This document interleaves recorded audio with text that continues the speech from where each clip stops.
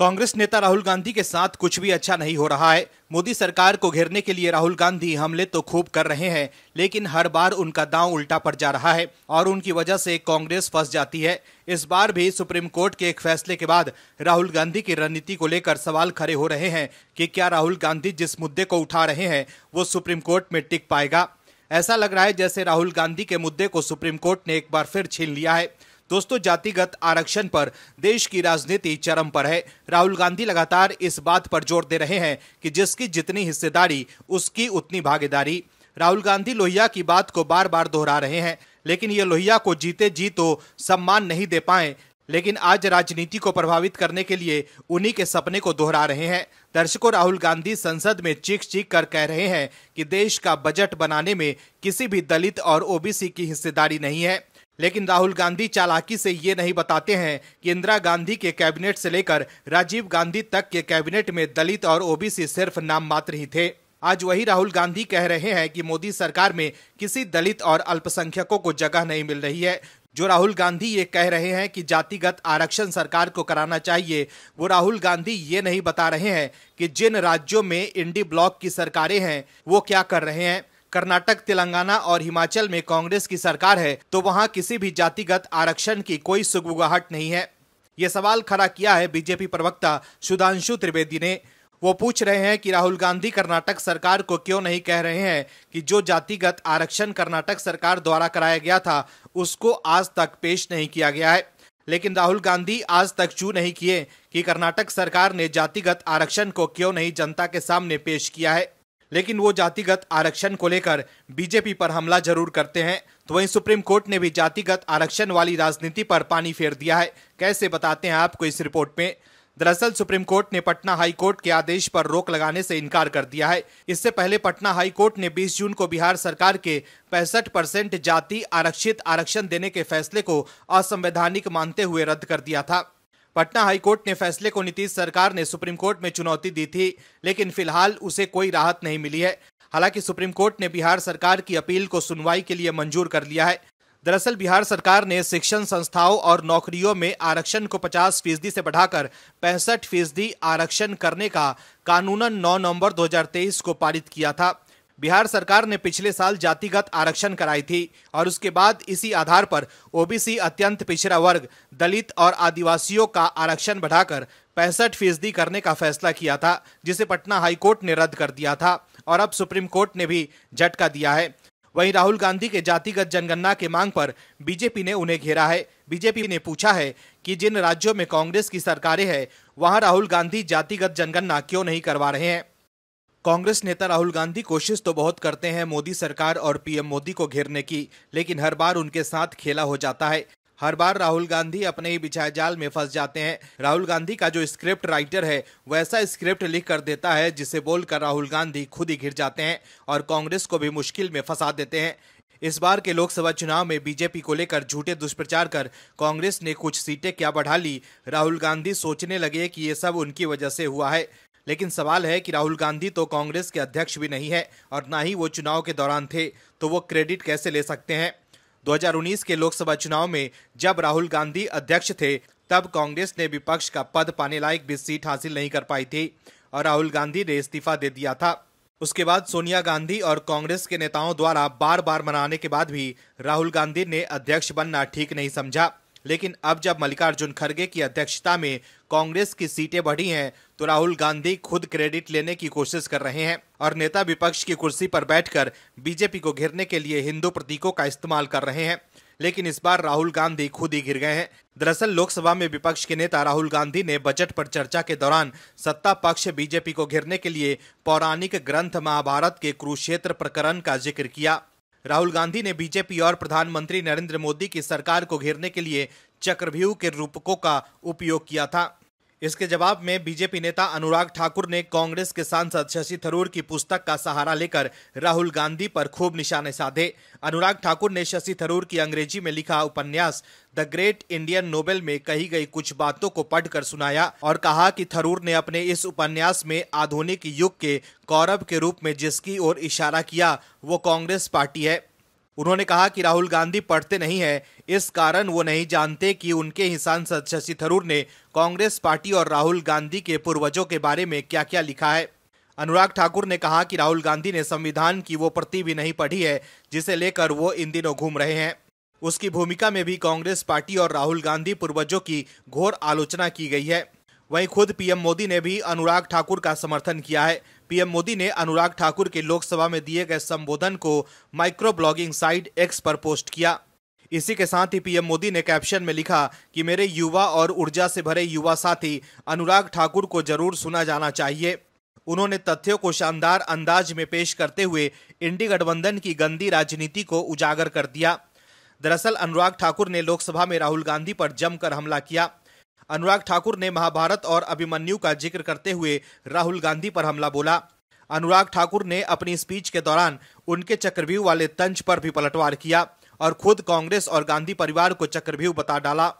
अनुराग ठाकुर ने शशि थरूर के उपन्यास के 3 अलग अलग पृष्ठों का उल्लेख किया। उन्होंने पेज नंबर 245 में देश के प्रथम प्रधानमंत्री और राहुल गांधी के नाना जवाहरलाल नेहरू की तरफ इशारा करते हुए उन्हें धृतराष्ट्र बताया। अनुराग ठाकुर ने उपन्यास की पृष्ठ संख्या 293 का हवाला देकर इंदिरा गांधी और उनके पुत्र संजय गांधी के बारे में थरूर के वक्तव्य विचारों से सदन को रूबरू कराया। उन्होंने पूछा कि थरूर ने जिसे अवसरवादी समाजवादी कहा है वो कौन थे। ठाकुर ने उपन्यास के पेज नंबर 366 का जिक्र किया। उन्होंने कहा कि आपातकाल में प्रेस की स्वतंत्रता छीन ली गई, मौलिक अधिकारों को खत्म कर दिया गया, अभिव्यक्ति की आजादी खत्म कर दी गई।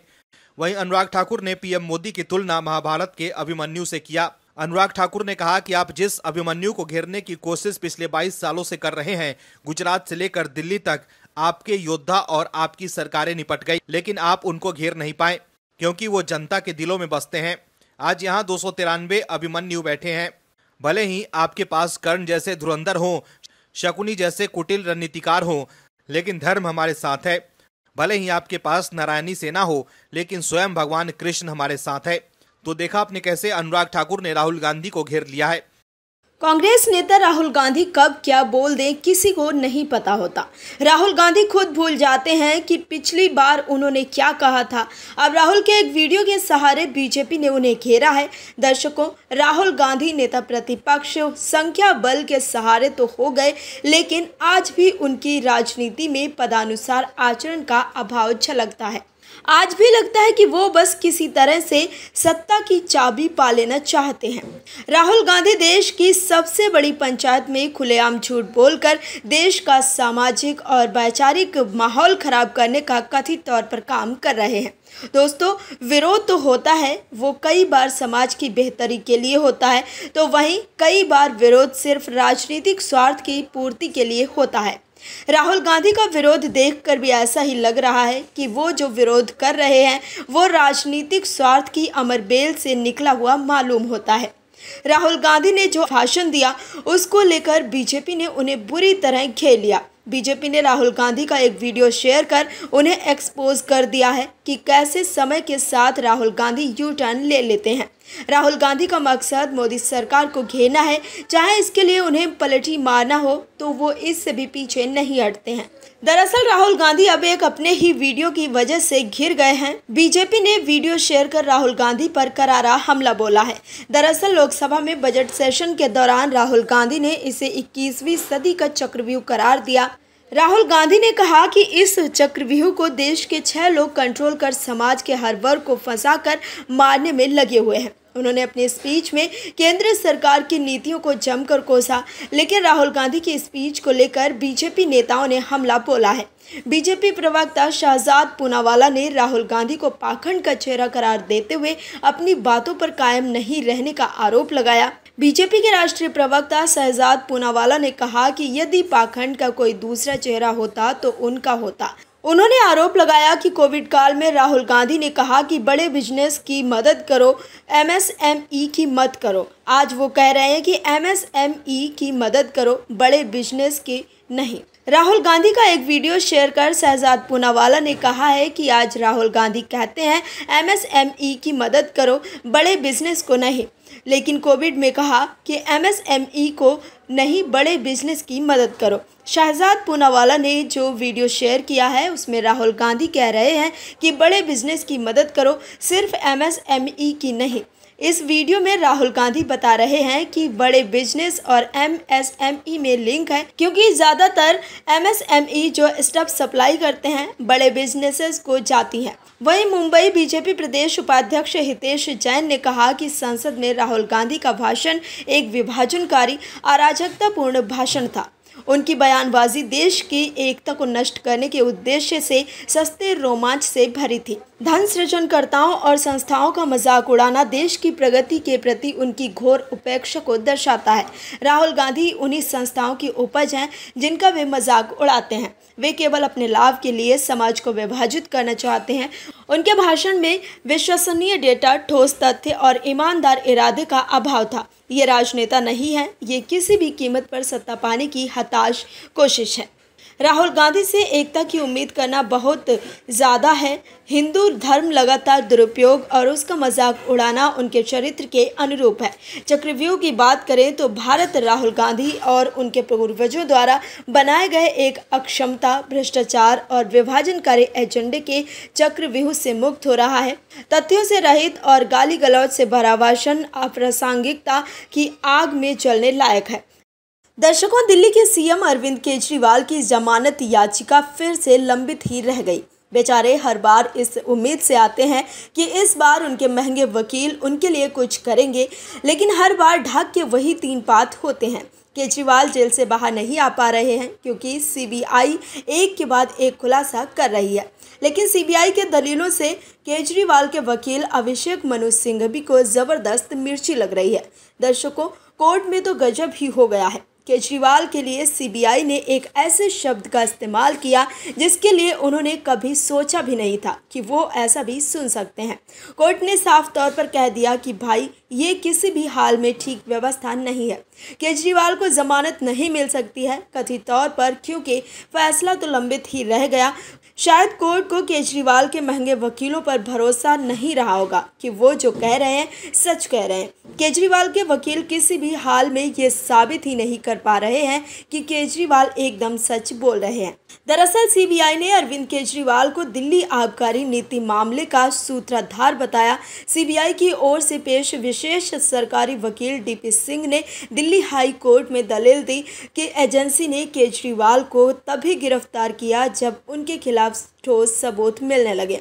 सीबीआई ने कहा कि कई लोग सामने आने लगे जिनमें आप कार्यकर्ता भी शामिल हैं। उन्होंने कहा कि एजेंसी आप प्रमुख को गिरफ्तार किए बिना अपनी जांच पूरी नहीं कर सकती थी। वकील ने कहा कि सीबीआई के पास घोटाले में अरविंद केजरीवाल की प्रत्यक्ष संलिप्तता साबित करने वाले सबूत हैं। उन्होंने ये भी कहा कि चार्जशीट फाइल होने के बाद भी मुख्यमंत्री प्रत्यक्ष या अप्रत्यक्ष रूप से गवाहों को प्रभावित कर सकते हैं। वहीं अरविंद केजरीवाल की तरफ से अभिषेक मनु सिंघवी ने दलीलें दी। अभिषेक मनु सिंघवी ने कोर्ट में कहा कि दिल्ली के मुख्यमंत्री के खिलाफ शराब नीति में केंद्रीय जांच एजेंसी का मामला पूरी तरह असत्य है। सीबीआई ने सुनवाई के दौरान केजरीवाल के लिए सूत्रधार शब्द का भी इस्तेमाल किया, जिसके बाद अभिषेक मनु सिंघवी को मिर्ची लग गई। सीबीआई की सूत्रधार वाली टिप्पणी पर सिंघवी ने कहा कि सूत्रधार शब्द का इस्तेमाल किया गया है। सीबीआई कविता पढ़ रही है। पहली बार शराब नीति 4 सितंबर 2020 को बनाई गई। 1 साल तक इसके लिए 9 एक्सपर्ट कमेटी बनाई गई थी, जिनमें 4 विभाग शामिल थे। 1 साल बाद जुलाई 2021 में पहली बार पॉलिसी को पब्लिश किया गया। इसमें 50 से ज़्यादा नौकरशाह शामिल थे। उपराज्यपाल ने भी इस पर साइन किया था। शराब नीति पर उपराज्यपाल के साइन का जिक्र कर सिंघवी ने सीबीआई को उन्हें भी सह आरोपी बनाने का तर्क दिया। सीबीआई के वकील डीपी सिंह के तर्कों का विरोध करते हुए सिंघवी ने कहा कि मैं उपराज्यपाल को सह आरोपी बनाना नहीं चाहता हूं, लेकिन डीपी सिंह ने अपने तर्कों से उन्हें भी आरोपी बना दिया है। सिंघवी ने आगे कहा कि इस तर्क से तो मुख्य सचिव समेत 50 नौकरशाह को भी सह आरोपी बनाया जाना चाहिए। सिंघवी ने आगे केजरीवाल की जमानत पर बात करते हुए कहा कि आम आदमी पार्टी के नेता बेल की तीनों शर्तों पर खरे उतर रहे हैं। उनके भागने का कोई खतरा नहीं है। वो सबूतों के साथ छेड़छाड़ नहीं कर सकते और न ही गवाहों को प्रभावित कर सकते हैं।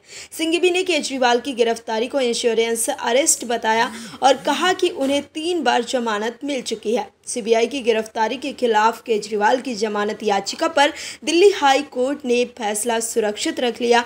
वहीं सीबीआई ने मुख्यमंत्री अरविंद केजरीवाल और 5 अन्य के खिलाफ फाइनल चार्जशीट भी दाखिल की। तो देखा आपने कि कैसे सीबीआई के सबूत से सिंघवी तिलमिला गए हैं। Bureau report OMH news. और भी वीडियोस देखने के लिए चैनल को सब्सक्राइब करें और बेल आइकन को दबाएं।